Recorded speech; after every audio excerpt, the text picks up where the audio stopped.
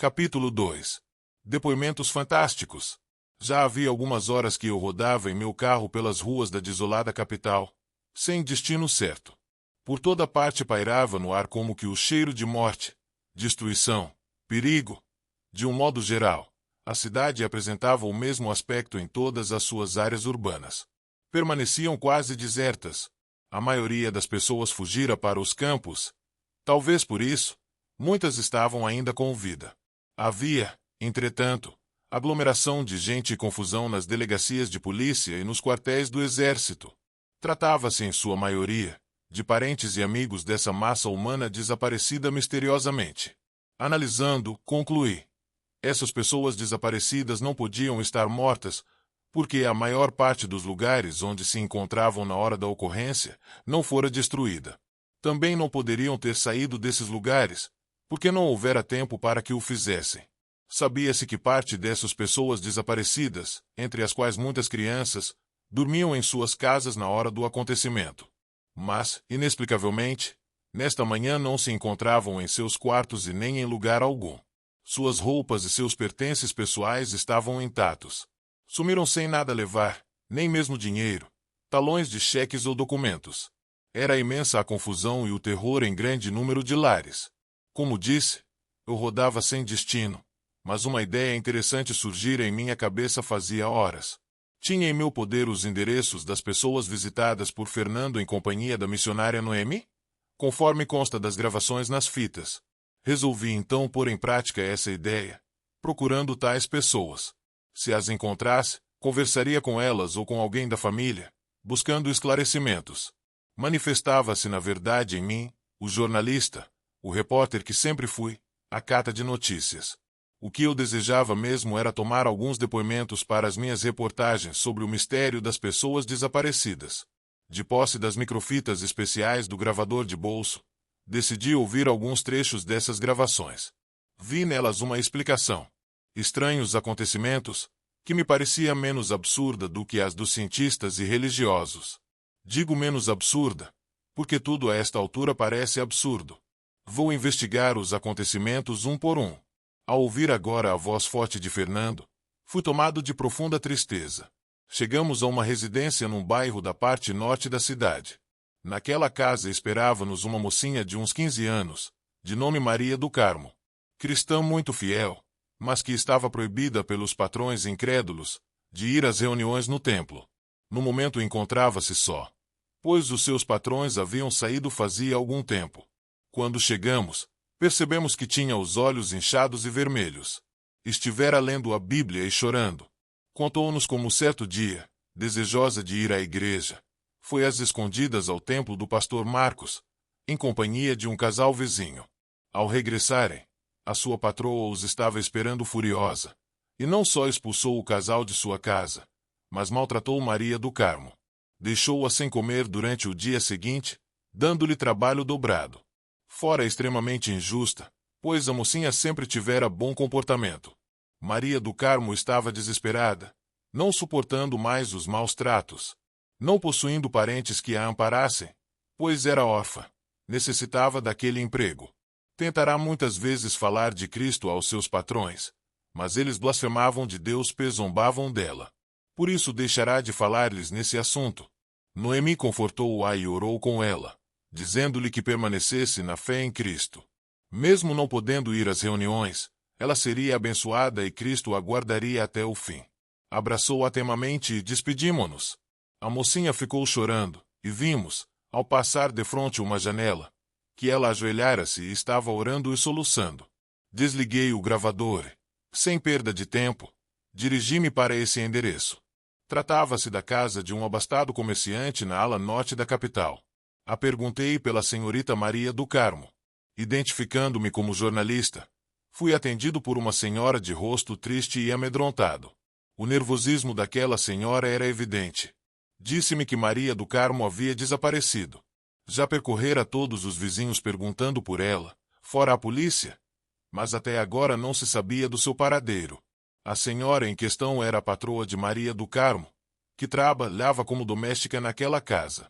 A senhora começou a chorar, não suportando mais a grande tensão nervosa, e disse que estava muito preocupada com Maria do Carmo, e muito angustiada. Sentia-se culpada ao lembrar que no dia anterior havia discutido e repreendido a mocinha, por ela ter ido ao templo sem sua permissão. Maria, cristã muito fervorosa, dizia aquela senhora, sempre lia a Bíblia, rezava e gostava muito de ir àquele templo. A senhora continuou dizendo que se arrependia da sua atitude. Se Maria do Carmo voltasse, permitiria que ela fosse ao templo, pois gostava muito da mocinha. Mas estava muito assustada, pois não entendia por quê. Mesmo tendo razão para fugir, Maria não levará nenhuma roupa. Não levará nada do que lhe pertencia, nem mesmo a sua Bíblia. Tinha certeza de que ela poderia não levar outras coisas, porém jamais deixaria a sua Bíblia. Sentia mais medo ainda, porque ouvirá notícias sobre o desaparecimento misterioso de muita gente. Ouvirá que tais desaparecimentos poderiam ter relação com o fim do mundo. Como eu não sabia o que fazer, após ouvir aquela senhora, tratei de deixá-la com os seus remorsos. Agradeci-lhe e encaminhei-me para o outro endereço no mesmo bairro, não muito longe dali. No caminho, tornei a ligar o gravador para ouvir a parte da fita, onde Fernando dizia: seguimos para o próximo endereço, residência de uma velhinha paralítica, Dona Eudáxia. Era uma santa velhinha. Já com mais de 80 anos vividos para a glória de Deus, morava com o filho casado. O filho e esposa tinham aprendido desde crianças a prática de uma crença religiosa diferente de Dona Eudóxia. Não compreendiam por que Deus devia ser adorado em espírito e verdade. Ao contrário deles, Dona Eudóxia era muito fervorosa em suas orações feitas em nome de Cristo. Sempre orava pelo filho e esposa. Conhecia profundamente a Bíblia, que não enxergava direito, mas gostava tanto da leitura da Bíblia. Seu filho, para não magoá-la, mesmo a contragosto, ouvia trechos das Sagradas Escrituras diariamente, e, de vez em quando portando, podia vê-la feliz, levava-a às reuniões no templo do pastor Marcos, mas nunca aceitou a mesma fé.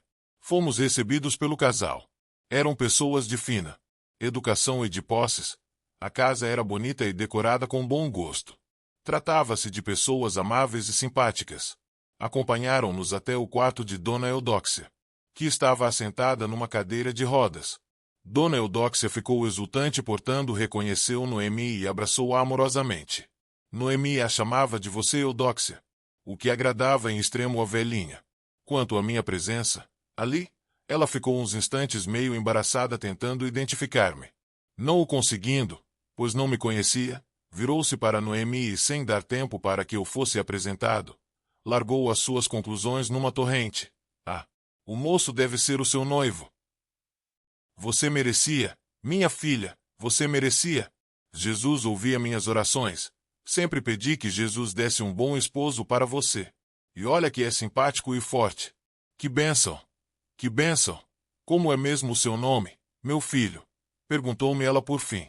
Eu estava bastante embaraçado, sem saber o que fazer. Mas Noemi, com grande presença de espírito, veio em meu socorro. Pegou-me pelo braço e apresentou-me. Vovozinha, este é Fernando, mas não é meu noivo. E irmão em Cristo e jornalista. Está me conduzindo para estas visitas em seu carro. A boa velhinha, sorrindo, apertou minha mão e abraçou-me, dando-me a sua bênção e dizendo: "As poderá ser, minha filha, poderá ser." Percebi uma certa vermelhidão no rosto de Noemi. Tratou logo de mudar de assunto. "Está bem, vovó, está em. Muito obrigada pelas suas orações por mim." Eu sentia o meu rosto queimar. Entretanto, a conversa da velhinha agradou-me. Quem sabe ela não estaria predizendo algo de real para mim e Noemi. O filho e a esposa sorriram comovidos com a cena. Oramos com Dona Eudóxia, e, coisa estranha, aqui acontecia exatamente o contrário da visita anterior. Maria do Carmo precisou do nosso apoio e conforto, mas ali na presença daquela velhinha, que parecia irradiar um intenso poder espiritual de todo o seu ser, sentíamos-nos em. Na verdade, nós é que fomos confortados na esperança da volta de Cristo, com muito amor. Noemi aproveitou o estado do casal, para falar-lhes da urgente necessidade de receberem Cristo nas suas vidas. Contudo, sentimos a frieza daquelas almas cegas, por um tipo de crença excessivamente tradicionalista e incapaz de salvá-las. Como eram pessoas educadas, ouviram em silêncio e depois disseram que iriam pensar no assunto. Talvez tossem a reunião no templo no próximo domingo. Não riam ir nesta noite, porque tinham um compromisso social. Desliguei o gravador. Na fina residência decorada com apurado bom gosto, fui recebido pelo mesmo casal referido por Fernando, simpáticos e jovens. Possuíam realmente requintada educação. Entretanto, senti, apesar do ambiente acolhedor, haver tristeza de morte naquela casa. Dona Eudóxia, a velhinha mencionada na gravação, partirá também.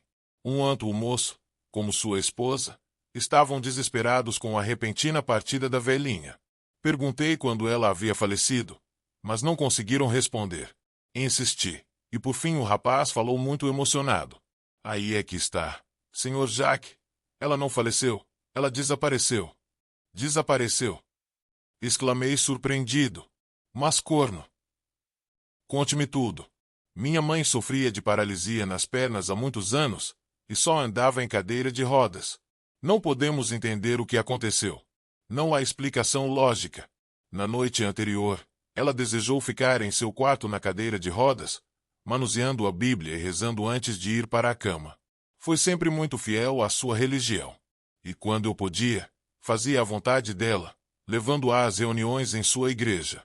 Queria muito bem a minha mãe e por isso a levava àquela igreja. Que aconteceu então? Perguntei-lhe, cheio de curiosidade. Como dizia, nós a deixamos na sua cadeira de rodas em seu quarto, mantendo a porta meio aberta, para que a ouvíssemos chamar. Ela não podia mover-se, tendo que ser colocada na cama. Estávamos ouvindo o noticiário internacional, quando ocorreu o tremor de terra e os fortes relâmpagos. Ficamos muito assustados, mas não saímos de casa. Nossa primeira preocupação foi minha mãe. Corremos em seguida para o quarto dela, pois já fazia mais de 1 hora que ela estava rezando. Sabíamos que continuava acordada, pois ouvíamos de quando em quando a sua tosse e o murmúrio da sua reza. Passava da meia-noite, quando ocorreu a tragédia. Vimos pela porta entreaberta que a luz do quarto estava acesa. Entremos. Mas, para nosso espanto, ela não se encontrava na cadeira, nem na cama, nem em lugar algum daquele quarto. Pensamos, quem sabe aconteceu um milagre e ela conseguiu andar. Poderia estar no banheiro, que é conjugado com o quarto como o senhor vê. Mas não estava. Senhor Jacques, não podemos entender, não podemos. Estamos a ponto de enlouquecer, ponto. Que está acontecendo? Estão dizendo até que Cristo voltou para buscar os que acreditavam nele. Mas isso é inteiramente absurdo. O senhor poderia nos explicar o que está acontecendo? As janelas do quarto permaneciam todas fechadas por dentro, e ela não passou por nós na sala, e sua Bíblia, da qual ela nunca se separava, encontrava-se no chão perto da cadeira. Tínhamos prometido mesmo à missionária Noemi que iríamos à igreja, mas não tivemos desejo de ir. Estamos muito angustiados e sentimos um vazio no coração. Senhor Jacques, pode nos ajudar? E aquele casal começou a chorar amargamente. Infelizmente, nada poderia fazer por eles. Eu também sentia muito medo e precisava de maiores esclarecimentos. Entretanto, não havia dúvidas, os fatos começavam a juntar-se numa sequência lógica. De volta ao meu carro, continuei ouvindo a narrativa de Fernando na fita, enquanto me dirigia agora para a parte leste da cidade.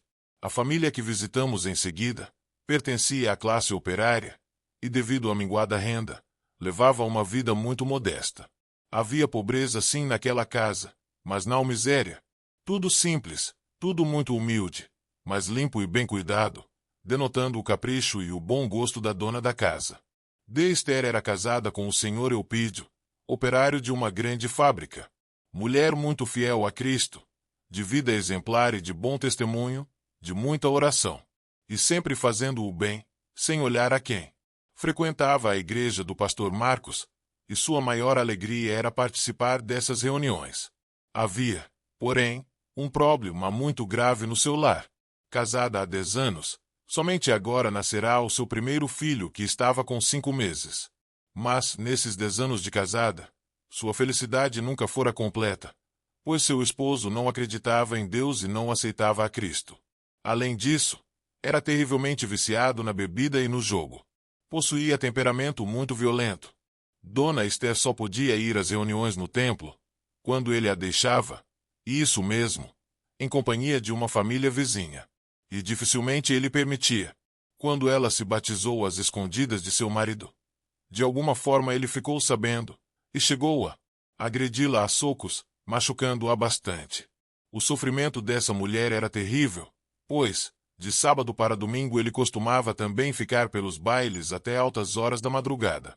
Ela sempre orava e intercedia por seu marido, e já tentará inúmeras vezes falar-lhe da necessidade de salvação para sua alma. Mas ele era homem mau e difícil de lidar-se. Manda V.A. calar a boca com ameaças de agressão.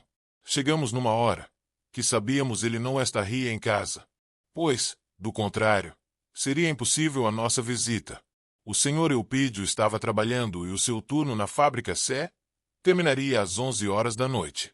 Dona Esther nos recebeu com muita alegria. Apressou-se em mostrar-nos a sua criancinha. A sua Bíblia estava aberta sobre a mesa. Ela estivera lendo exatamente o livro do Apocalipse, onde Cristo diz: Vocês têm obedecido minha ordem para terem paciência, e por isso eu os guardarei do tempo da aflição que virá sobre o mundo todo, para provar os povos da terra. Eu venho logo.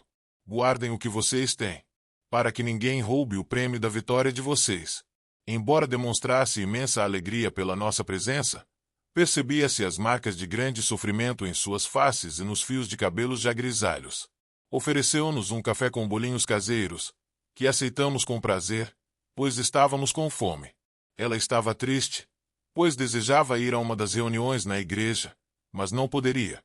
Seu marido, como sempre, não a deixava ir e continuava voltando para casa todas as noites completamente bêbado.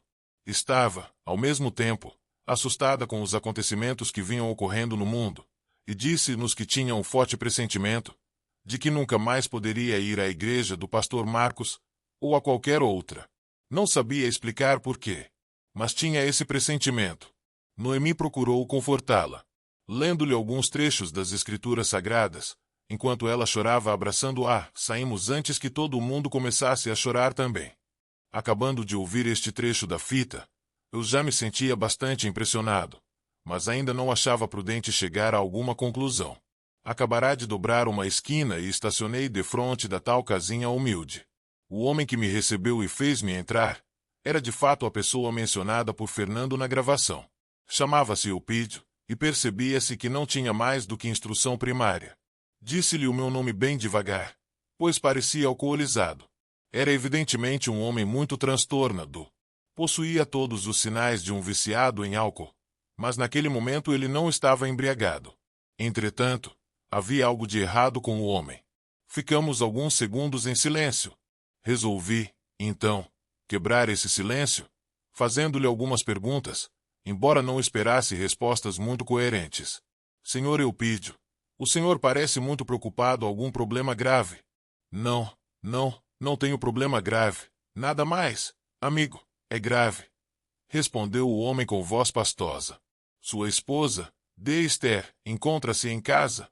Não está. O amigo conhecia minha mulher, Li. O homem parecia desconfiado, e eu não me sentia muito à vontade. Desculpe, senhor Eupídio, não conheço sua esposa. Vim por indicação da missionária Noemi e um colega meu, também jornalista. Conhece a missionária? Sim, amigo, conheço essa missionária. A moça sempre visitava minha mulher. Notei que o senhor perguntou se eu conhecia a sua esposa. Por quê? Houve alguma coisa com ela? Uma curiosa reação ocorreu com o homem quando lhe fiz essa pergunta. Todo o seu corpo pareceu estremecer. Agitou-se na cadeira onde estava assentado, olhos fixos nas próprias mãos, como se elas o fizessem lembrar de algo desagradável, e que ele preferiria esquecer. Começou a suar muito, embora estivesse frio. Tomei a perguntar-lhe: Vejo que alguma coisa está perturbando o senhor. Pode falar, pode desabafar. Vim aqui para ouvi-lo e ajudar se puder. Fale, homem. É preciso pôr tudo para fora. Depois de tentar várias vezes pronunciar qualquer coisa inteligível, sem o conseguir, finalmente falou. Seu Jacques, é esse seu nome, não é? Sim, Respondi-lhe, mal contendo a minha ansiedade. Acho que o amigo não vai acreditar, mas aconteceu mesmo. Eu não estava sonhando, estou certo, e nem bêbado. Sei que estava um pouco tocado depois de umas e outras. O amigo compreende. Alguns aperitivos underline, mas não posso. Não posso acreditar no que vi. Faça-me um favor, amigo. Dê um tapa na minha cara para que eu acorde. Acho que estou tendo um pesadelo. Que é isso, senhor Eupídio? Não tenho razões para bater no senhor. Façamos o seguinte, jogo-lhe um pouco de água fria. Concorda? Ele concordou, e então enchi um copo de água e atirei-lhe no rosto. Mas o homem não teve a menor reação. Ao contrário, parecia agora mais acabrunhado ainda. Que houve, homem? Perguntei-lhe. Meu Deus, que angústia! Ponto. Então, não estou dormindo, nem sonhando e nem tendo pesadelo. Tudo foi verdade, tudo verdade. Fale, homem. Eu lhe conto, pobre Esther. Eu gostava dela, mas às vezes ela me irritava com suas rezas. Era boa dona de casa. É bem verdade, boa dona de casa. Vivia sempre fazendo limpeza e arrumando as coisas. Veja você mesmo, amigo, como ela deixou tudo arrumado. Muito calma, nunca discutia comigo, mesmo quando eu chegava em casa tarde da noite e brigando com ela. Quase sempre eu chegava bêbado e não sabia bem o que estava fazendo. Algumas vezes cheguei a bater nela com as minhas próprias mãos. Estas mãos malditas, malditas. Neste ponto, o homem gaguejava e olhava novamente as mãos, com os olhos arregalados. Continue, disse-lhe. Sempre fui caridosa e prestativa. Mas o que me irritava era o seu fanatismo religioso. Assim eu entendia, não passava de fanatismo. Lia muito aquela Bíblia, veja, está ali na cadeira, vivia sempre rezando, e mesmo contra as minhas ordens frequentava a igreja daquela missionária. Nunca topei aquela moça, a missionária. Todas as vezes que vinha aqui, tentava converter-me ao seu Cristo, pregando sermões. Sentia até vontade de bater nela também, e xingar a sua religião. Xingar, isso eu xingava depois que ela ia embora, enquanto dizia palavrões para minha mulher. Pobre Esther, nessas ocasiões ia para seu quarto chorar e rezar de joelhos. Eu saía, então, furioso, indo para os bares e bailes, voltando só pela madrugada, completamente bêbado. Quando não tinha dinheiro no bolso, fazia contas enormes nos gastos com meus 3 vícios, bebidas, cigarro e jogo. No fim do mês, quase todo o meu ordenado sumia para cobrir essas despesas, faltando depois para o mantimento em casa. Quando eu voltava para casa, ela não perguntava nada, não reclamava, mas eu procurava discutir por causa da religião. Se ela falava dos meus pecados e da necessidade de eu aceitar a Cristo para a salvação da minha alma, então eu avançava contra ela totalmente possesso, batendo-lhe a ponto de machucá-la. Certo dia, fiquei tão furioso que agarrei a sua Bíblia e atirei pela janela. Que aconteceu então, senhor Eupídio? Perguntei-lhe, ansioso pelo desfecho da história. Na noite passada, noite da tragédia, saí mais cedo da fábrica, pois as coisas estavam ficando confusas demais. E todo o mundo, com medo, estava saindo da cidade. A fábrica teve que suspender o trabalho, porque a maioria dos operários não apareceu naquela noite. As notícias mundiais e aqueles trecos esquisitos nos céus deixaram todo mundo amedrontado. Chegando na esquina de casa, vi aquela missionária e seu colega saindo daqui.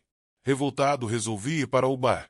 Passava da meia-noite quando decidi vir para casa, mas, como disse, não estava bêbado, apenas meio tocado devido a alguns aperitivos. Quando voltava, vi aquela bola enorme. Parecia uma nuvem de fogo passando no céu. Os relâmpagos e trovões tornaram-se mais fortes. Eu estava com medo, como todo mundo. Mas eu tinha uma ideia inculcada na minha cabeça: tomar satisfações com minha mulher, por deixar entrar aquela missionária e um estranho em nossa casa. Iria obrigá-la de vez a deixar de frequentar a igreja e ler a Bíblia. Outra vez. O homem engasgou e não podia falar, tomado por forte emoção. Ofereci-lhe um pouco de água. Ainda arquejando, continuou. Minha mulher estava rezando de joelhos e com a Bíblia aberta sobre aquela cadeira ali. Me recordo que ela dizia: Vem, Senhor Jesus, vem! Senhor Jesus! Mas eu estava cego de raiva. Mal acabei de entrar. Fui logo gritando e segurei-a pelos braços, levantando-a e berrando. Mulher, você não faz outra coisa se não ficar rezando e lendo essa danada dessa Bíblia o dia inteiro. De hoje em diante, preste bem atenção, você vai largar de tudo isso e de ir na igreja. Senão vai apanhar todos os dias, entendeu?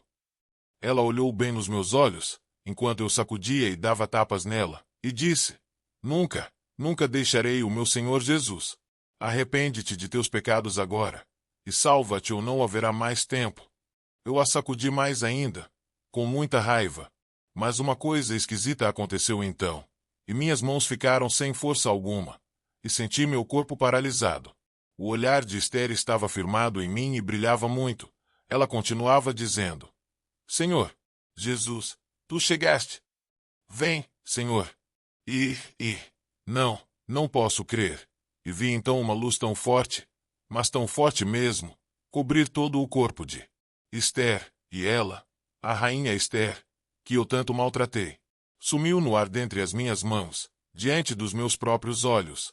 Naquele mesmo instante, a terra começou a tremer e o grande relâmpago encheu os céus e a minha casa. Não ouvi mais nada. Fiquei como que cego pela luz, e caí desmaiado no chão. Sim, acho que apaguei, pois só voltei a mim de manhã. Agora o homem soluçava sem parar. Dê-lhe mais um gole de água. Calma, Senhor Eupídio. Calma. Quer falar mais? Tem mais alguma coisa a dizer? Esther tinha razão. Acho que ela estava certa. Acredito que o Senhor Jesus Cristo a levou, junto com o nosso filhinho que sumiu do berço na mesma hora. Meu Deus, deve ser mesmo o fim do mundo. Posso fazer alguma coisa pelo Senhor? Perguntei-lhe penalizado. Não, ninguém pode fazer nada por mim. Ninguém pode fazer nada por ninguém. Isto só pode ser o fim do mundo. Isto só pode ser o fim do mundo. Por favor, amigo, deixe-me só. Saí em silêncio daquela casa, seriamente preocupado com o que acabará de ouvir. Os depoimentos. Quando eu voltava para casa, ela não perguntava nada, não reclamava, mas eu procurava discutir por causa da religião. Se ela falava dos meus pecados e da necessidade de eu aceitar a Cristo para a salvação da minha alma, então eu avançava contra ela totalmente possesso, batendo-lhe a ponto de machucá-la. Certo dia, fiquei tão furioso que agarrei a sua Bíblia e atirei pela janela. Que aconteceu então, Senhor Eupídio? Perguntei-lhe, ansioso pelo desfecho da história. Na noite passada, noite da tragédia, saí mais cedo da fábrica, pois as coisas estavam ficando confusas demais. E todo o mundo, com medo, estava saindo da cidade. A fábrica teve que suspender o trabalho, porque a maioria dos operários não apareceu naquela noite. As notícias mundiais e aqueles trecos esquisitos nos céus deixaram todo mundo amedrontado. Chegando na esquina de casa, vi aquela missionária e seu colega saindo daqui. Revoltado, resolvi ir para o bar. Passava da meia-noite quando decidi vir para casa, mas, como disse, não estava bêbado, apenas meio tocado devido a alguns aperitivos. Quando voltava, vi aquela bola enorme. Parecia uma nuvem de fogo passando no céu. Os relâmpagos e trovões tornaram-se mais fortes. Eu estava com medo, como todo mundo. Mas eu tinha uma ideia inculcada na minha cabeça. Tomar satisfações com minha mulher, por deixar entrar aquela missionária e um estranho em nossa casa. Iria obrigá-la de vez a deixar de frequentar a igreja e ler a Bíblia. Outra vez. O homem engasgou e não podia falar, tomado por forte emoção. Ofereci-lhe um pouco de água. Ainda arquejando, continuou. Minha mulher estava rezando de joelhos e com a Bíblia aberta sobre aquela cadeira ali. Me recordo que ela dizia: Vem, Senhor Jesus, vem, Senhor Jesus. Mas eu estava cego de raiva. Mal acabei de entrar. Fui logo gritando e segurei-a pelos braços, levantando-a e berrando: Mulher, você não faz outra coisa se não ficar rezando e lendo essa danada dessa Bíblia o dia inteiro. De hoje em diante, preste bem atenção, você vai largar de tudo isso e de ir na igreja. Senão vai apanhar todos os dias, entendeu? Ela olhou bem nos meus olhos, enquanto eu sacudia-e dava tapas nela, e disse: Nunca, nunca deixarei o meu Senhor Jesus. Arrepende-te de teus pecados. Agora. E salva-te ou não haverá mais tempo. Eu a sacudi mais ainda, com muita raiva. Mas uma coisa esquisita aconteceu então, e minhas mãos ficaram sem força alguma, e senti meu corpo paralisado. O olhar de Esther estava firmado em mim e olhava muito. Ela continuava dizendo: Senhor Jesus, tu chegaste. Vem, Senhor. Não posso crer. E vi então uma luz tão forte, mas tão forte mesmo, cobrir todo o corpo de Esther, e ela, a minha Esther, que eu tanto maltratei, sumiu no ar dentre as minhas mãos, diante dos meus próprios olhos. Naquele mesmo instante, a terra começou a tremer e o grande relâmpago encheu os céus e a minha casa. Não vi mais nada. Fiquei como que cego pela luz, e caí desmaiado no chão. Sim, acho que apaguei. Pois só voltei a mim de manhã. Agora o homem soluçava sem parar. Dei-lhe mais um gole de água. Calma, Senhor Eupídio, calma. Quer falar mais? Tem mais alguma coisa a dizer? Esther tinha razão. Acho que ela estava certa. Acredito que o Senhor Jesus Cristo a levou, junto com o nosso filhinho que sumiu do berço na mesma hora. Meu Deus, deve ser mundo, ponto. Posso fazer alguma coisa? Perguntei-lhe penalizado. Não, ninguém pode fazer. Ninguém pode fazer nada por ninguém. Isto só pode ser o fim do mundo. Isto só pode ser o fim do mundo. Por favor, amigo, deixe-me só. Saí em silêncio daquela casa, seriamente preocupado com o que acabará de ouvir. Os depoimentos, mesmo o fim do que eu ouvirá até agora, pareciam por demais fantásticos e até absurdos, mas concordavam terrivelmente num ponto. Algo fora do comum e sobrenatural acontecerá naquela noite trágica. Sinceramente, eu não podia aceitar tudo o que aquele operário dissera. O pobre homem certamente devia sofrer das faculdades mentais. Eu retornará à parte central da cidade, prosseguindo nas minhas investigações à procura dos 3 últimos endereços. Imaginava o que iria ouvir ainda. Quantas histórias malucas ou mais fantásticas estariam reservadas para mim. Estacionei diante de um alto edifício, mas não me animei a descer logo. Sentia-me bastante cansado e angustiado. Preferi permanecer no carro, enquanto ouvia a fita do Fernando. Coloquei os fones nos ouvidos, para não chamar a atenção de ninguém com o gravador ligado em alto volume. Passei a ouvir o que segue. Naquele apartamento, fomos recebidos por um casal muito simpático e educado. O Dr. Rodrigo e sua esposa Decilmara. Ele é advogado e alto funcionário do governo, e ela professora de curso superior. O casal tem uma única filha, a quem se dedicam com todo o amor e carinho. A menina Ana Maria, com apenas 12 anos de idade. Noemi, atendendo a um insistente telefonema dos pais de Ana Maria, viera visitá-la. A menina estava muito deprimida, com febre, chorando e pedindo desesperadamente a visita e as orações da missionária Noemi. O problema era que os pais da menina discordavam de que a filha frequentasse a igreja do pastor Marcos, ou qualquer outra igreja. Ela havia chegado a matricular-se na escola dominical.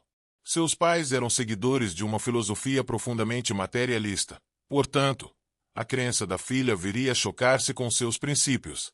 Por outro lado, eram ótimas pessoas. Mas Ana Maria, para a surpresa de seus pais, converteu-se, tornando-se cristã fervorosa e convicta.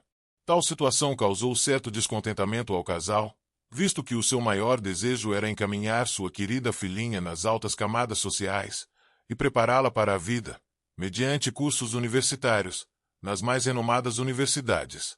Como amavam sua filhinha e queriam vê-la feliz, não impediram que ela continuasse seguindo a sua fé em Cristo, nem que se batizasse. Contudo, não compreendiam essa decisão de Ana Maria. Sempre que podiam, tentavam interessá-la em distrações, divertimentos, passeios, viagens, procurando afastá-la da igreja por meios indiretos. Mas Ana Maria não se deixava enganar. Não foram poucas as vezes que ela lhes falou de Cristo e da necessidade da salvação para suas almas. Até então, tinha sido inútil a sua palavra. Embora fosse inteligente, não podia competir com os pais e seus argumentos materialistas. Isso angustiava de tal maneira o seu coraçãozinho, que a levava muitas vezes ao desespero, vendo-os perdidos e condenados ao inferno para sempre. Assim, encontramos Ana Maria prostrada e febril, certamente devido a esse estado de espírito. Mas, tão logo ela viu Noemi, a sua expressão abatida se transformou. Seu rosto iluminou-se num simpático sorriso. Ana Maria era realmente uma menina de grande fé. Abraçou-se soluçando ao pescoço de Noemi, dizendo sem rodeios, que o seu maior desejo era que seus queridos pais fossem salvos também. Disse sentir em seu coração que em breve tudo estaria acabado e não haveria mais chances para eles e para ninguém. Os pais estavam perplexos diante daquela cena. Noemi acalmou-a e orou com ela, lendo-lhe o Salmo 46 que diz: Deus é o nosso refúgio e fortaleza, socorro bem presente na angústia. Pelo que não temeremos, ainda que a terra se mude, e ainda que os montes se transportem para o meio dos mares, ainda que as águas rujam e se perturbem, ainda que os montes se abalem pela sua braveza. Para surpresa de todos nós, em poucos minutos a febre desaparecera e Ana Maria estava de pé, disposta a preparar um lanche. Quando dissemos que não havia tempo, pois tínhamos outros compromissos, ela abraçou-se a Noemi chorando novamente. Não queria separar-se da jovem missionária. Insistia em ir à igreja naquela noite, mas Noemi aconselhou-a que aguardasse os acontecimentos em casa, pois estava cada vez mais perigoso andar pela cidade. Antes de irmos embora, Noemi falou aos pais de Ana Maria a respeito dos últimos acontecimentos mundiais e dos fenômenos estranhos nos céus. Disse-lhes serem sinais indicativos de que Cristo poderia arrebatar os salvos a qualquer momento e trazer o julgamento às nações, por meio de uma tragédia mundial. Eles prometeram que iriam pensar no assunto e analisar, mas não quiseram tomar decisão alguma de imediato, apesar dos apelos de Noemi. No apartamento em questão, aliás bastante luxuoso, fui recebido muito bem pelo Dr. Rodrigo e sua esposa, D. Silmara. Percebi logo que eram pessoas de fama, educação e cultura, conforme Fernando dissera. Embora os meus sentidos estivessem alertas, parecia não haver mais ninguém em casa. Apesar de todo aquele conforto e luxo, e da aparente felicidade, pude sentir de imediato aquela mesma tensão inexplicável que pairava no ar, e que me causava grande mal-estar. Algo estranho havia acontecido também naquela casa. O advogado, após cumprimentar-me, deixou-me à vontade retornando para junto do telefone, onde estava quando entrei. Tentava diversas ligações. Explique a D. Silmara o objetivo da minha visita, como jornalista. Ela esclareceu-me que de fato a missionária Noemi costumava visitar sua filhinha Ana Maria, e que estivera em sua casa na noite dos trágicos acontecimentos. O advogado continuava ao telefone. Ela, percebendo minha curiosidade, explicou-me que ele procurava descobrir o paradeiro de Ana Maria, que desaparecera desde a noite anterior. Tentava ligações com todas as delegacias de polícia da capital. Perguntei-lhe como havia acontecido o fato, mas ela não conseguia falar, dominada por forte emoção. Esperei que se acalmasse e comecei a interrogá-la. A senhora se lembra da última vez que a viu? Lembra-se da última vez que lhe falou, antes de seu desaparecimento? Certamente, Sr. Jack. É exatamente isso que nos causa maior remorso e angústia. Remorso? Exclamei com certa surpresa. Sim, remorso. Pode parecer estranho, mas é isso mesmo. Para que o senhor compreenda, deve saber que eu e meu esposo temos uma filosofia de vida absolutamente materialista. Contudo, Ana Maria acabou se tornando cristã fervorosa. Estudava muito a Bíblia e rezava sistematicamente, frequentando as reuniões na igreja do pastor Marcos. Lá batizou-se há poucos dias. Discutimos com ela e chegamos a castigá-la, impedindo-a de ir à igreja, por haver se batizado sem a nossa permissão. Chorou muito, principalmente na noite passada, pois queria ir por toda a força à reunião da meia-noite naquela igreja. Não poderíamos permitir, devido às circunstâncias e à situação de perigo existente nas ruas. Falou-nos muito de Cristo e de sua próxima vinda, para o que ela chamava arrebatar os salvos. Falava com tanta convicção, que sentíamos haver algo sobrenatural, alguma influência boa e que nos fazia bem, repousava sobre ela. Chorávamos, às vezes. Contudo, o Senhor sabe, nossas convicções estavam por demais arraigadas e não podíamos crer. Passavam-se as horas, e percebíamos que a angústia espiritual de Ana Maria aumentava. Seu estado de saúde agravou-se e ela caiu de cama com muita febre. Delirando, pedia insistentemente a presença da missionária Noemi. Nem médico nem medicamentos adiantaram, mas, quando a moça veio, a sua recuperação foi instantânea, para nosso espanto. Ana Maria chorava e insistia naquela noite, em que fossemos à igreja e crêssemos em Cristo, pois ele viria logo, dizia ela. Temendo que recaísse, prometemos acompanhá-la à igreja na primeira oportunidade e aceitar a Cristo. Claro que não pudemos cumprir. Não houve chance, o Senhor compreende. Sim, compreendo. Mas que aconteceu depois? Depois, pediu-me para visitar o apartamento vizinho, onde residia uma senhora viúva e também cristã muito fiel. Ana Maria sempre ia à igreja com ela. Permitimos que a visitasse por meia hora, embora fosse quase meia-noite.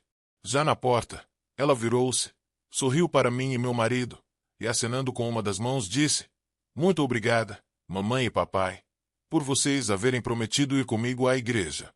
É a maior felicidade da minha vida. Vocês nem podem imaginar." Até mais tarde. Foram as suas últimas palavras. Não a vimos mais. Senhor Jacques. Nem ela. Nem a senhora viúva do apartamento vizinho. Não teria ela e aquela vizinha ido à igreja, às escondidas? Lembrei-lhe. Numa tentativa de confortá-la. Pensamos nessa possibilidade. Mas meu marido foi até lá e não encontrou ninguém que pudesse informá-lo. Entre as poucas pessoas presentes, o templo parecia abandonado embora ouvisse um órgão tocando. Começo a desconfiar que aconteceu mesmo o que Ana Maria vivia afirmando. As notícias são estranhas. Muita gente desapareceu. Acho que alguma coisa sobrenatural aconteceu, ou talvez o próprio Cristo tenha voltado mesmo, levando todos os que acreditavam nele. Deixei desse o mar em prantos, prometendo, caso soubesse de sua filha, dar-lhe notícias urgentes. O doutor Rodrigo continuava ao telefone, e apenas acenou-me na despedida. Tratei de deixá-los em paz, com suas dores, dúvidas e remorsos. Está claro que eu não poderia deixar-me influenciar por dados circunstanciais. Contudo, uma forte suspeita começava a tomar forma em minha mente. Comparando os depoimentos de Fernando com estes depoimentos por mim registrados até agora, observei pelo menos 3 fatores constantes. Primeiro, não há contradições nos depoimentos. Segundo, pessoas desapareceram naquela noite ou após aquela noite. Terceiro, em alguns casos houve provável atuação do sobrenatural. E ainda, o estado emocional das pessoas entrevistadas era de choque. Embora a minha razão não aceitasse, eu tinha fortes suspeitas de que algo extremamente trágico, e além da compreensão humana, havia acontecido ao mundo naquela noite. Dirigia-me para a área central da cidade, onde deveria localizar o próximo endereço. Enquanto rodava, liguei o gravador do carro, onde pusera a fita de Fernando, ao invés de utilizar o meu pequeno gravador com fones. Ouvi o que segue. Eu e Noemi tínhamos chegado à residência do Sr. Teodoro, onde toda a família era amiga da jovem. A casa era modesta, mas dotada de todos os confortos possíveis. O Sr. Teodoro é contabilista, chefe de uma grande firma comercial há muitos anos. Sua família, esposa, 2 filhos e 2 filhas, dos quais o menor tem 15 anos, é o modelo perfeito da família cristã. São todos cristãos fiéis e muito ativos na igreja do pastor Marcos. Tinham acabado de chegar da reunião e pretendiam voltar para assistir à reunião da meia-noite. Fomos recebidos com grande manifestação de alegria por toda a família, o que comprovava a grande afeição que nutriam por Noemi. Estavam à nossa espera com a mesa posta para jantar. E claro, não fizemos muita cerimônia. O jantar estava gostoso, e na verdade, estávamos com fome, visto que ainda não tivéramos tempo de comer. Durante o jantar, o Sr. Teodoro nos contou que enfrentava um grande problema com o seu patrão. Embora se tratasse de uma ótima pessoa, homem correto e idôneo, era incrédulo. Não acreditava em religiões. Afirmava acreditar na existência de Deus, e pensava que se fizéssemos o bem e não prejudicássemos o próximo teríamos um lugar no céu. A sua crença reconhecia a Cristo como mestre, mas não como o único caminho para Deus. Entendia que havia outros caminhos. Ele fazia parte de uma importante sociedade espiritualista. Esse homem não perdia a ocasião para discutir com o Sr. Teodoro, procurando provar-lhe que estava errado na sua maneira de crer. Irritava-se muito se por acaso encontrava o seu contador falando da palavra de Deus aos seus companheiros de trabalho no escritório. E este realmente não perdia tempo. E lhes falava de Cristo sempre que tinha oportunidade. Por isso era apelidado de o Santo Apóstolo Teodoro. O Sr. Teodoro concluiu as suas palavras dizendo-nos que no dia seguinte, quando fosse para o escritório, anunciaria a Cristo para todos os seus companheiros e especialmente para o seu patrão, nem que fosse a última vez. Antes de nos despedirmos, consideramos os acontecimentos mundiais das últimas horas como sendo prováveis evidências da próxima vinda de Cristo para arrebatar a sua igreja amada. Mas a questão era, quanto tempo nos restava? Conversamos ainda muitas coisas sobre as Escrituras Sagradas, oramos juntos, e concluímos que, diante dos acontecimentos atuais, seria mais seguro para todos os cristãos do mundo permanecerem em contínua vigilância e oração. Conforme as indicações de Fernando, encontrei logo a casa do Sr. Teodoro. Tratava-se de uma construção comum, mas com um belo jardim, a casa bem pintada, tudo muito conservado, embora abalada em sua estrutura pelo terremoto. Estava totalmente fechada, e parecia não haver viva alma naquela casa. Provavelmente haviam saído, não tendo voltado ainda. Assim mesmo toquei a campainha várias vezes, bati na porta e chamei pelos donos, mas não houve resposta alguma. Fernando dissera que a família pretendia ir à reunião da meia-noite naquela igreja. Teriam realmente ido à reunião? Então uma repentina ideia passou pela minha cabeça. Havia encontrado nas anotações de meu colega o endereço da firma comercial, onde o Sr. Teodoro exercia as funções de chefe da contabilidade. Sem perda de tempo dirigi-me para esse local. O proprietário da firma, patrão de Teodoro, recebeu-me bem, mas dava demonstração de estar preocupado e nervoso. Alguns dos seus funcionários não tinham comparecido ao trabalho naquela manhã, após os acontecimentos da noite anterior. Entre os faltosos, estava o Sr. Teodoro e seu filho mais velho. Disse-me que, embora discordasse da religião e da crença de Teodoro, ele o queria muito bem. Como funcionário exemplar há vários anos, jamais chegará atrasado ao trabalho, ou faltara sem prévia comunicação. Às vezes, é verdade, aborrecia-se com Teodoro, porque não perdia a oportunidade de pregar-lhe a respeito da sua fé em Cristo, como também aos colegas de serviço. Contudo, tolerava-o e admirava mesmo a tenacidade e convicção do homem. Havia fortes razões para estar inquieto e preocupado, pois Teodoro não faltava sem avisar. Já telefonara várias vezes para a sua casa, mas ninguém atendia. Mandaram um mensageiro até lá, mas a casa estava fechada, como se tivessem viajado repentinamente. Contudo, tinha certeza de que mesmo no caso de uma viagem imprevista, ele faria uma comunicação. Isso já tinha acontecido antes algumas vezes. Não raramente, Teodoro viajava para resolver problemas da firma em outras cidades, mas nunca sem avisar, e para complicar as coisas, também a coincidência de mais alguns empregados não haverem comparecido ao trabalho naquela manhã. Na verdade, alguns desses empregados faltosos eram também da mesma crença de Teodoro. Prosseguindo, o comerciante disse que telefonara também para a casa daquele pastor, o pastor Marcos, que poderia informar alguma coisa, mas não obteve resposta. Ninguém atendia o telefone.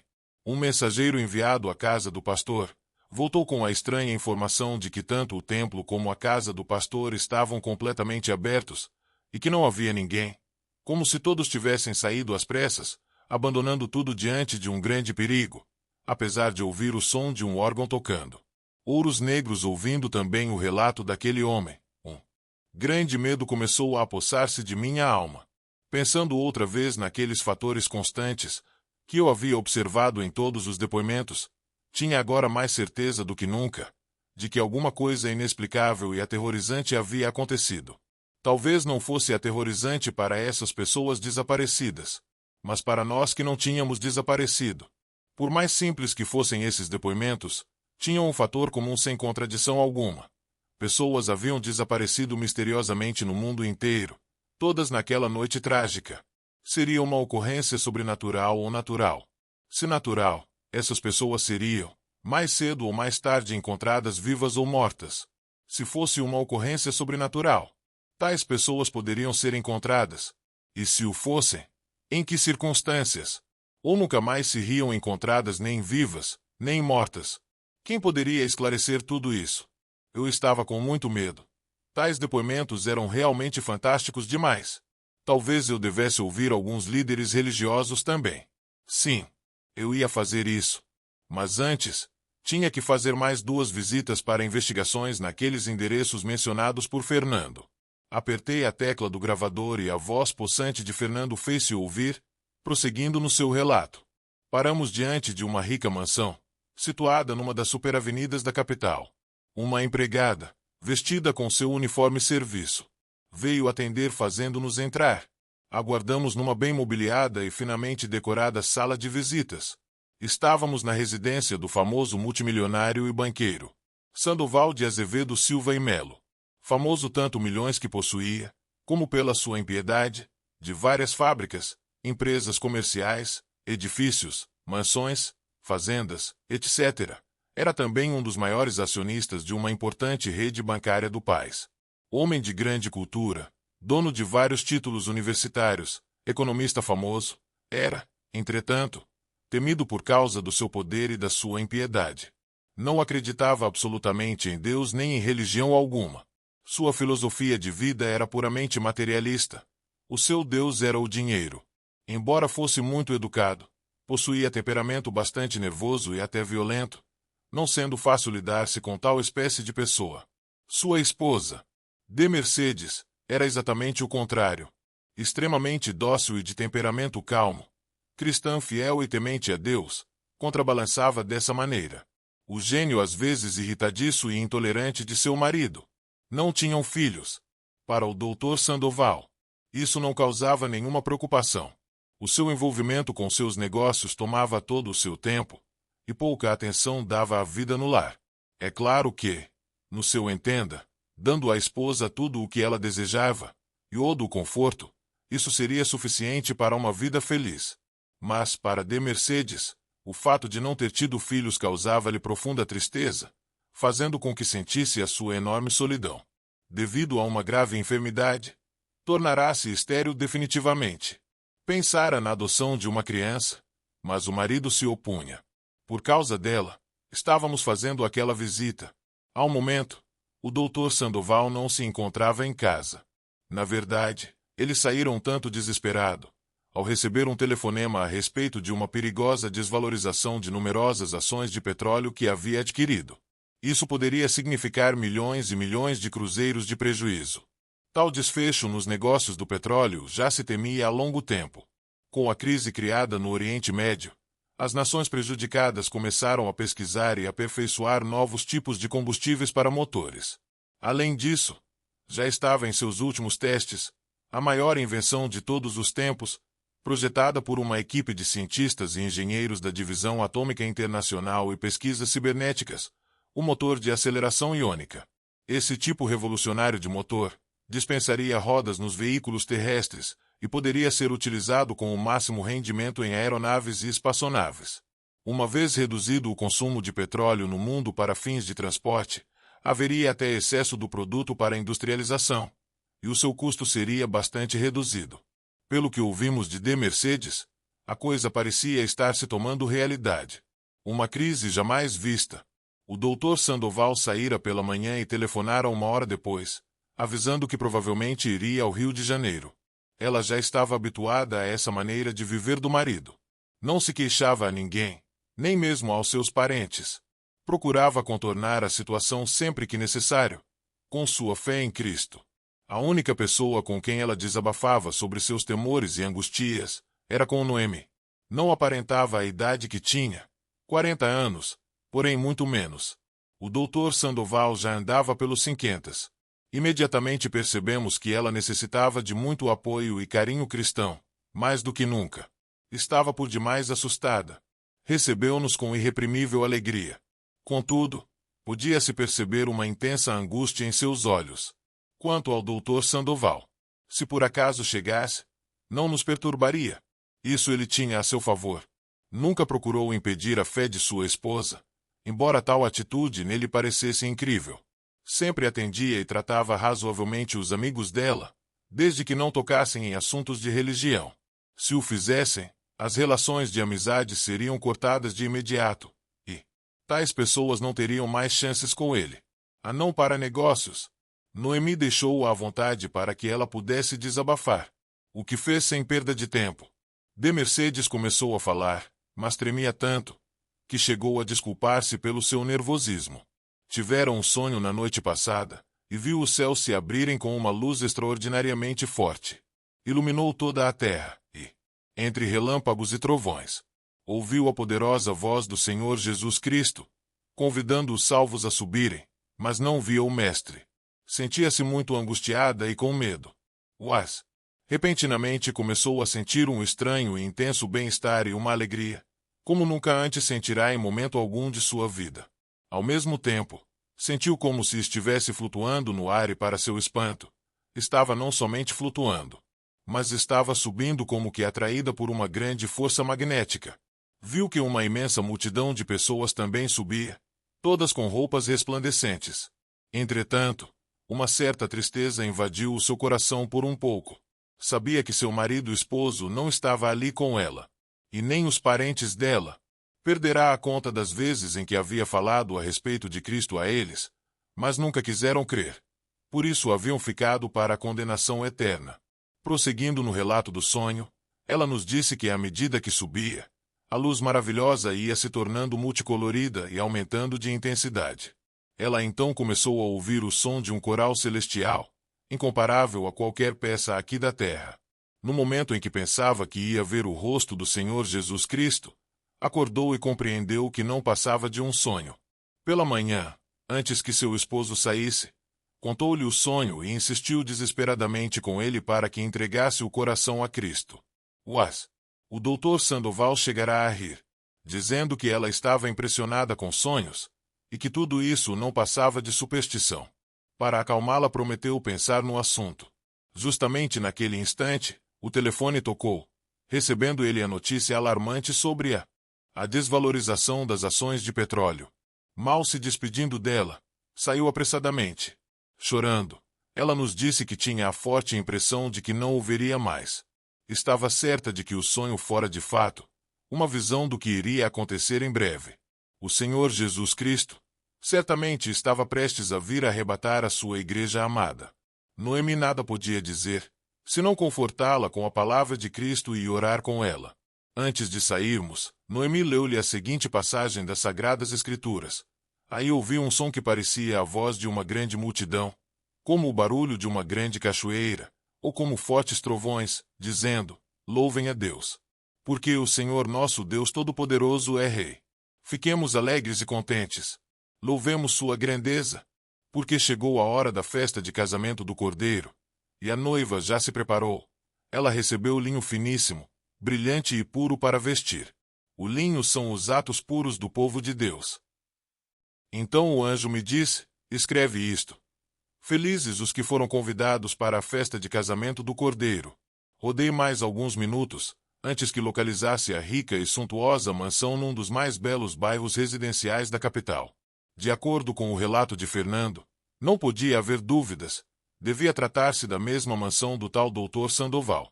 Os sinais do terremoto estavam ali bem visíveis, mas a casa continuava de pé. Toquei a campainha daquela outrora rica mansão de poderosos, com certa apreensão. Não que eu não estivesse acostumado a tratar com gente da alta sociedade também. Meu temor era de outra natureza. Tornei a tocar, mas ninguém atendeu. Insisti, inclusive batendo na porta, mas só havia silêncio na casa, embora houvesse janelas abertas. Experimentei a maçaneta da porta, que cedeu facilmente, pois estava aberta. Entrei cautelosamente na sala de visitas, que estava meio escura. Algo me dizia haver qualquer coisa de anormal ali, em meio a todo aquele silêncio. Um arrepio percorreu o meu corpo. Assim que os meus olhos se habituaram à semi-escuridão, percebi um vulto assentado de costas para mim numa grande poltrona. Devia ser o dono da casa, supus, pois eu não o conhecia pessoalmente. Coisa estranha se passava, visto que numa mansão como aquela devia haver pelo menos meia dúzia de empregados.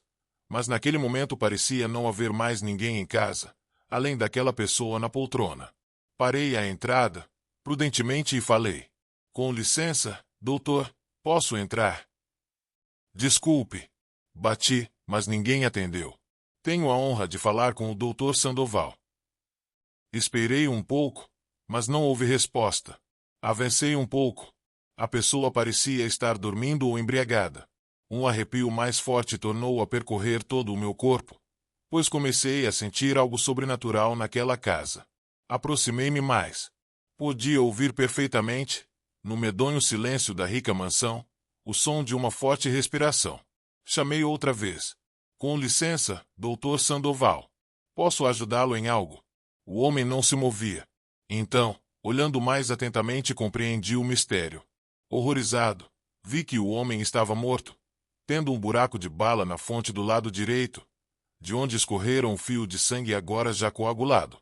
A expressão do seu rosto nunca poderei esquecer, era de grande terror e sofrimento. Não suportando as pressões dos últimos acontecimentos, o suicídio fora o único caminho para ele. Na sua mão direita, ainda segurava um revólver de calibre 32, de cano curto. A respiração ofegante que eu ouvia naquele silêncio era a minha própria. Observei melhor o ambiente, após acender a luz, e havia uma máquina de escrever sobre uma escrivaninha, e nela estava uma folha de papel escrita. Tratava-se de uma carta assinada pelo Dr. Sandoval. Passo a transcrever os seus dizeres. A quem interessar possa. Hoje, coloco um fim à minha existência, porque não encontro mais sentido nela. Não encontro explicações para os acontecimentos destes últimos dias, e que afetaram também a minha vida. Perdi minha esposa, que desapareceu sem deixar pistas. A princípio pensei que ela tivesse sido sequestrada, e alguém pretendesse um resgate por ela. Entretanto, percebo que há um mistério no seu desaparecimento. Não estou tão certo de que fosse sequestro. E depois, como pagaria um resgate? Nada mais tenho. Perdi tudo na queda das ações, causada pela guerra e suas consequências. Estou na miséria. A rede bancária, a qual eu pertencia, faliu, e os bens que ainda possuo não darão para cobrir nem metade das minhas dívidas. Ouvi que milhões de pessoas estão desaparecidas no mundo inteiro. Isso é terrível. Minha esposa tinha muita fé no seu Deus. Não creio que Deus exista. Não posso crer, embora tentasse, quando minha esposa me falava da palavra de Cristo. Mas, se Deus existisse mesmo, eu estaria disposto a dar metade de meus bens para obras de caridade, desde que Deus adiasse por mais 100 anos o fim do mundo, e eu não perdesse minha fortuna e minha esposa. Contudo, sei que Deus não existe, porque fiz esta promessa antes de me acontecer esta tragédia, pouco depois que minha esposa contou-me um terrível sonho que tivera sobre o fim do mundo, e que de alguma forma me impressionou. Fiz uma viagem de emergência na manhã do dia fatídico, para salvar os meus negócios. Deixei minha esposa sozinha, pois os empregados da casa não tinham aparecido naquela manhã. Não sabia quando voltaria, mas, ao perceber que havia falido financeiramente, voltei no dia seguinte. Entretanto, um fato me impressionou vivamente. Foi um sonho que eu tive na noite anterior, e que mais parecia um pesadelo. Eu me encontrava num campo aberto, olhando para os céus à noite, muito angústia por não poder acreditar na existência de Deus. Minha esposa, como sempre o fazia, falava-me sobre Cristo e da necessidade de salvação para minha alma. Mas eu me negava a crer, porque também não creio na existência da alma. Ela continuava falando-me, quando, repentinamente, os céus se iluminaram de horizonte a horizonte, com um gigantesco relâmpago. A terra tremeu e eu caí ao solo.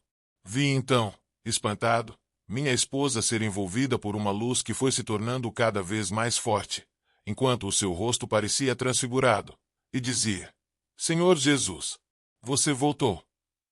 Senhor Jesus, você voltou." E desapareceu diante dos meus olhos. Era como se houvesse se dissolvido no ar. Acordei muito assustado e suando frio. Embarquei o mais depressa que pude e muito apreensivo. Chegando aqui em casa muito aflito, procurei-a por toda a parte, sem resultado. Ninguém soube informar-me do seu paradeiro. Embora eu não acreditasse em Deus, ela acreditava. E estou temendo que tenha acontecido o que vi no sonho. Certamente foi uma previsão. Não suporto mais. Ninguém pode ajudar-me, estou ficando louco. E por isso coloco um fim à minha existência miserável. Não compreendo mais nada. Acho que chegou o fim para este mundo, e não há mais salvação para ninguém. Assinado, Sandoval de Azevedo Silva e Melo. Nada podendo fazer, comuniquei o fato à polícia e tratei de seguir para o último endereço indicado na lista de Fernando. Liguei novamente o gravador do carro para ouvir o seu depoimento sobre esta última visita. Eis o que ouvi. Estacionei diante de uma casinha humilde, propriedade de uma pequena e pobre família. Noemi fora chamada a visitar uma jovem cristã de nome Rosinha, com apenas 18 anos de idade. Tratava-se da única pessoa salva por Cristo naquela casa.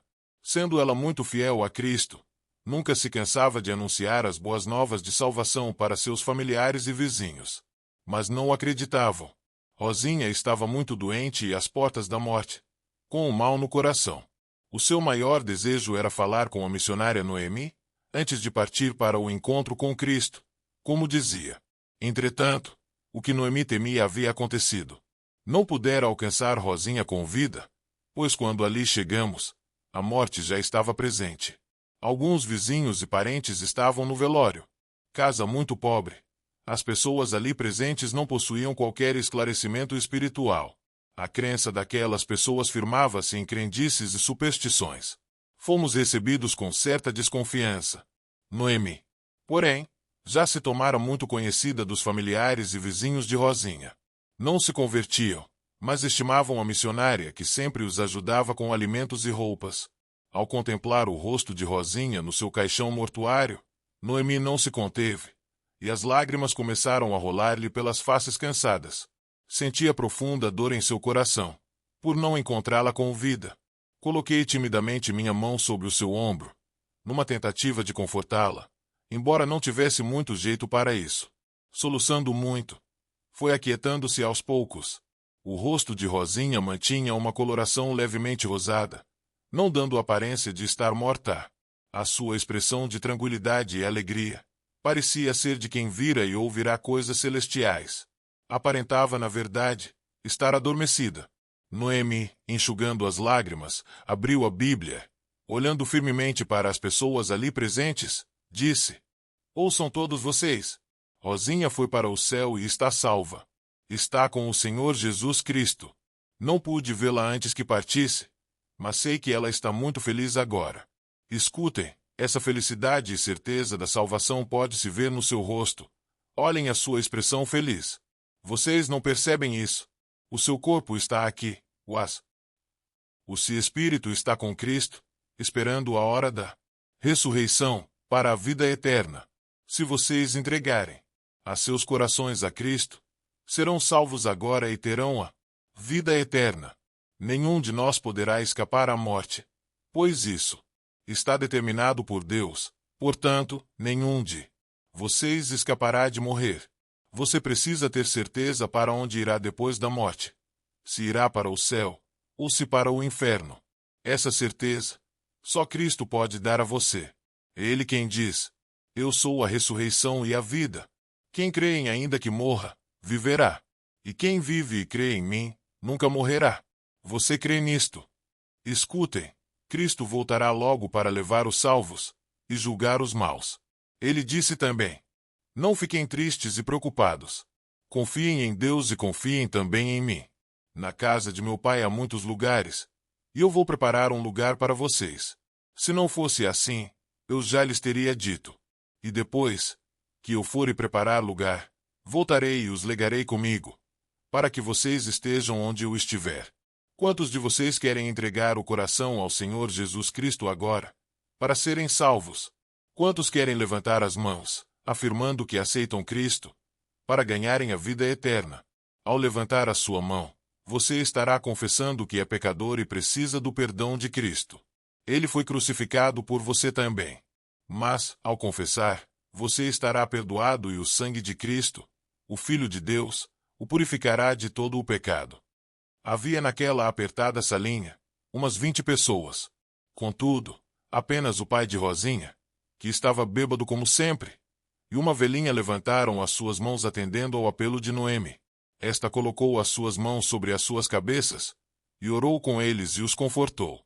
Saímos sem falar mais nada. Acenei para todos e nos retiramos consternados pela dureza de coração daqueles infelizes. A fita terminara, mas eu nem me dera conta do fato. Perdia-me em pensamentos que tumultuavam em minha cabeça. As coisas pareciam complicar-se mais ainda. As gravações desta parte do relato de Fernando continham informações inteiramente incríveis. É verdade, e ao mesmo tempo inexplicáveis, mas apresentavam alguns fatos indiscutíveis. Neste último endereço, realmente localizei uma casinha muito pobre, situada numa das favelas da cidade. Encontrei ali a mãe da moça de nome Rosinha. Essa moça havia mesmo falecido há pouco tempo. Contudo, não me foi possível conversar com a mãe, pois esta enlouquecera em consequência de algum acontecimento terrível que havia presenciado, segundo me informaram. Não reconhecia ninguém, nem amigos, nem parentes. Conversei com o irmão mais velho da Rosinha, que, embora visivelmente perturbado, contou-me o fantástico caso que passo a relatar. Senhor Jacques, o que vou lhe contar aconteceu na noite do velório de Rosinha. Todos andavam muito assustados com os fenômenos que vinham acontecendo no mundo e os sinais nos céus.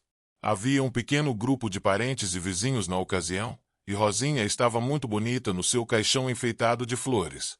Nem parecia morta. Era como se estivesse dormindo. Eu me lembro bem. Alguns rezavam, outros choravam, e outros ainda conversavam com o baixinho. Quando, de repente, aconteceu, foi horrível. Foi horrível. Continue por favor, disse-lhe eu, ansioso, antevendo jamais um relato fantástico. Aí. Todos viram, eu também vi. Assim mesmo não posso acreditar. Não posso acreditar no que vi com meus próprios olhos. Todas as pessoas presentes fugiram gritando apavoradas.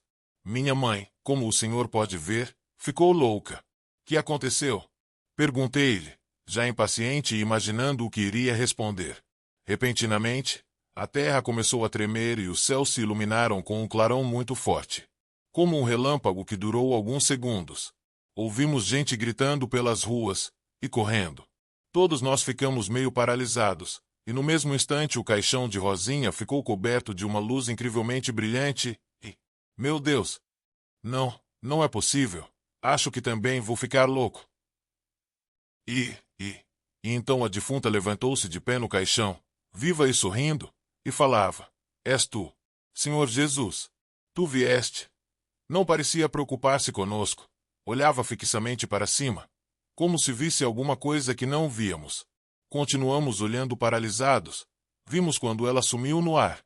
Foi como se dissolvesse no meio daquela luz. Todos os nossos amigos fugiram, gritando que era coisa do demônio. Também nosso pai e mais uma velhinha presentes ao velório foram envolvidos por aquela mesma luz poderosa e desapareceram diante de nossas vistas. Não entendo nada do que aconteceu, Senhor Jacques. Quem poderá ajudar-me? Veja, o caixão está ali vazio. De fato, como vi, o caixão permanecia na casa. Procurei confortar o rapaz que chorava, mas eu não tinha jeito para isso. Tratei de afastar-me daquela casa o mais depressa possível. A meu ver, este depoimento era realmente o mais fantástico de todos. Que outras coisas incríveis teriam acontecido no mundo, naquela noite? Eu estava ansioso para ouvir as outras fitas de Fernando, das quais já ouvirá alguns trechos esparsos. Pelo que percebi, tais fitas continham material para uma série de reportagens fora de série, ou para um livro.